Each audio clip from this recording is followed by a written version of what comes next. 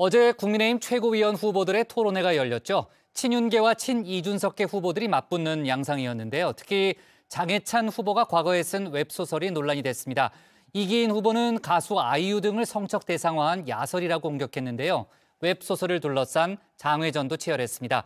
박준호 마커가 주우민에서 관련 소식을 정리했습니다. 네, 이 돌고 돌아 토론회 읽어주는 남자로 돌아왔습니다. 어제 국민의힘 최고위원 후보 토론회 소식입니다. 이 다정회의 공식 DJ 박마커가 선정한 이 플레이리스트와 함께 토론회 하이라이트 살펴보실 텐데요. 먼저 첫 번째 곡 김범수의 오직 너만입니다.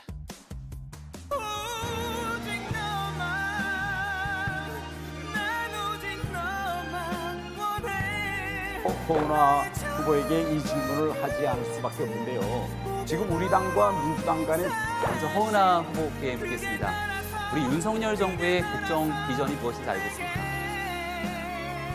친윤계 후보들 오직 허은하만이 공격 컨셉이었을까요? 이 친이준석계인 허은하 후보에게 집중 호화를 쏟아부었죠. 포문을 연 건 최영호 후보였습니다. 이 허 후보의 음주운전 경력을 문제 삼았는데요.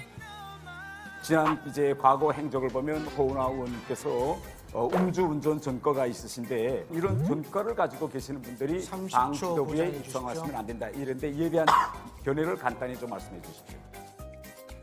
허 후보 이 음주운전 전과에 대해선 몇 차례 사과했던 바 있죠. 이번에도 해명보다는 사과와 반성으로 대응했는데요. 잘못을 인정한다며 다시 한번 고개를 숙였습니다. 시시때때로 기회가 주어지면 숨기지 않고 잘못된 부분에 대해서 죄송한 말씀들을 드려왔고요. 지금도 마찬가지입니다. 제 과오를 인정하고 스스로도 반성하고. 김병민 후보의 타깃도 허은하 후보였는데요. 허 후보만을 위한 장학 퀴즈를 준비했죠. 윤석열 정부의 국정 비전 등을 반복적으로 물으며 허 후보를 압박했습니다.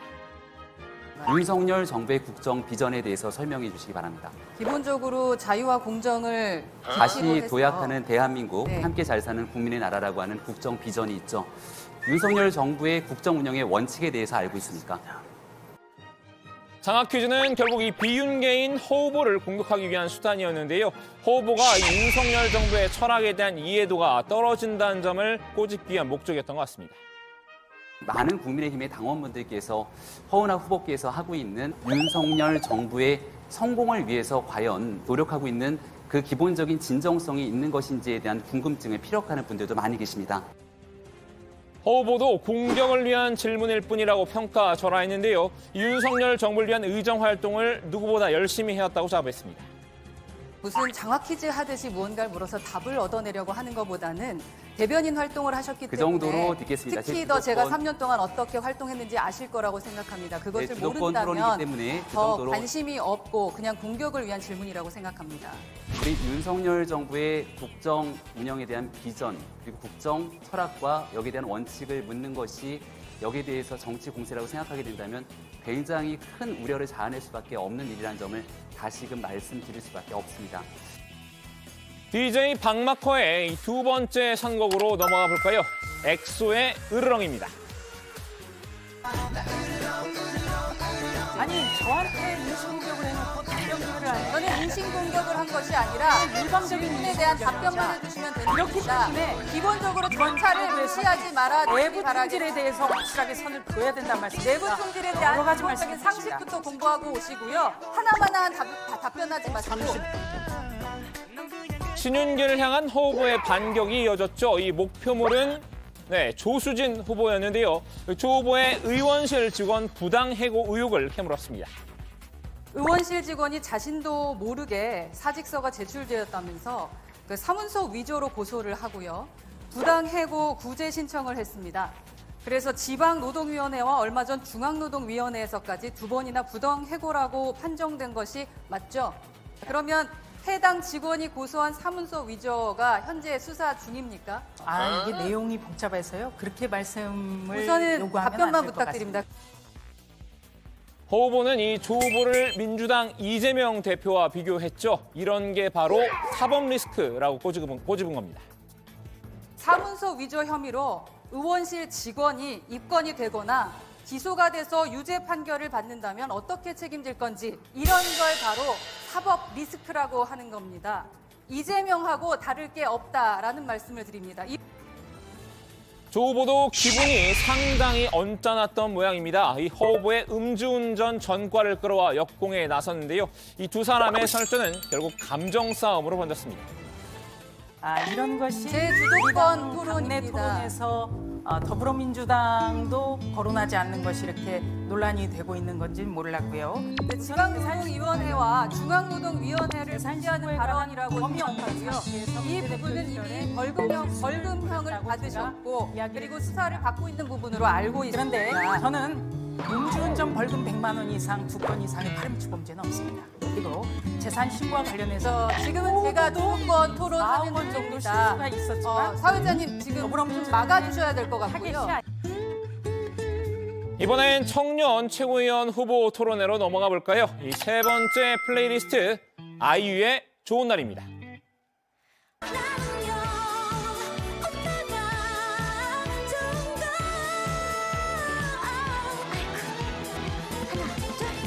현존하는 연예인, 특히 아이유, 이지은 씨의 이름을 그대로 차용을 하고 또 이지은 씨가 불렀던 좋은 날이라는 노래의 가사를 그대로 차용해가지고 그 사람을 특정한 후에 키스를 했다, 쓰다듬었다라는 정말 변태적 특성이 담겨있는 글을 가지고 판타지소를 좀 빙자하고 있습니다.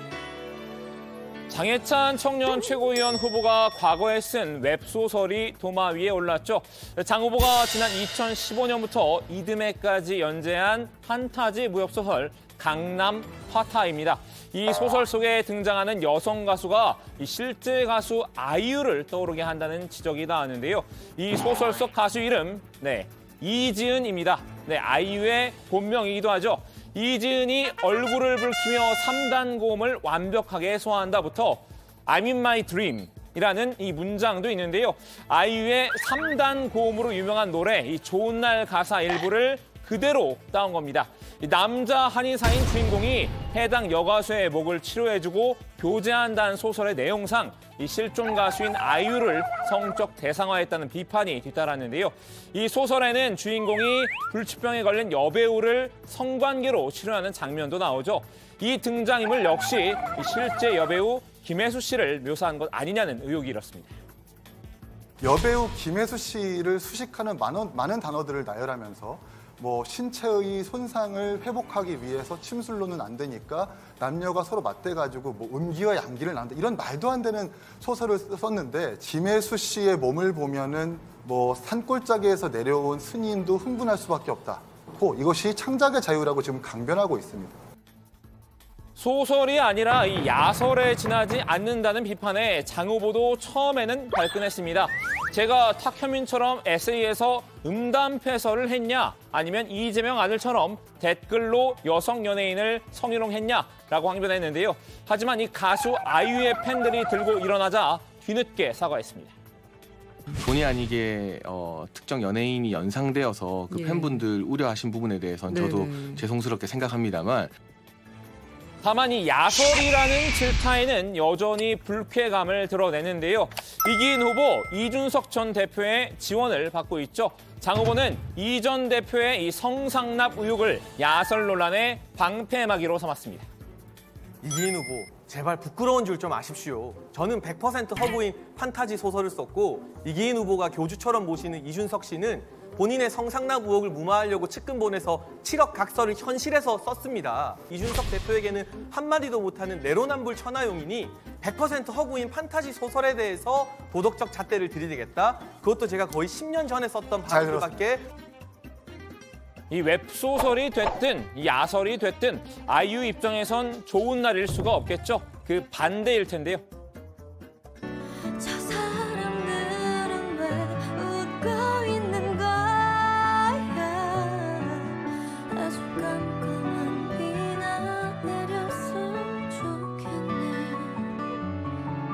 야설 논란은 이 장외에서도 이어졌습니다. 이 DJ 박막화의 네 번째 선곡, 아이유의 나만 몰랐던 이야기입니다.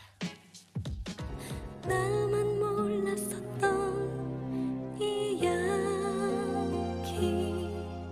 장해찬 후보 쪽에서는 아이유의 본명이 이지은인 사람이 얼마나 되겠느냐 이런 식으로 주장하는데 혹시 의원님 모르십니까? 아이유. 제가 아이유는 좀 압니다만 이지은이 본명이 이지은이라는 건 저도 처음 알았습니다. 저도 연예계는 깡통인데 저는 분명히 이지은 씨라는 걸 알고 있었거든요. 그럼 꽤 될 것 같은데. 깡통이 아니죠.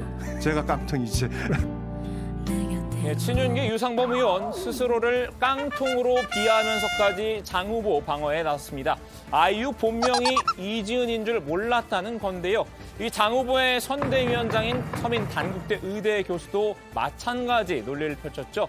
이 전 대표는 국민들은 모르는 보수 유튜버들 이름은 외면서 많은 사람들이 아는 아이유 본명을 듣보 취급한다고 꼬집었는데요.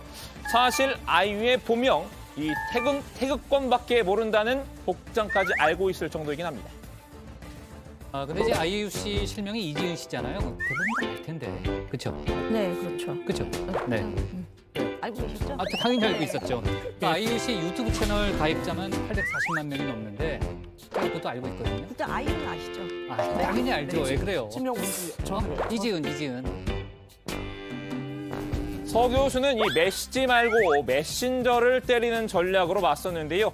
전당대회가 자꾸만 이 진흙탕 싸움으로 전락하는 건 이준석이라는 저질 정치인의 개입이 가장 큰 이유라고 나열했습니다. 자, 오늘은 어제 열린 이 최고위원 후보 토론회와 장해찬 후보의 야설 논란 북폭풍까지 노래와 함께 쭉 정리해드렸는데요. 이 친윤계와 친이준석계가 아슬아슬 선을 넘나들며 경쟁을 벌이는 모습이죠. 오늘 주민아 맞이는 가수 아이유의 노래로 대신하겠습니다.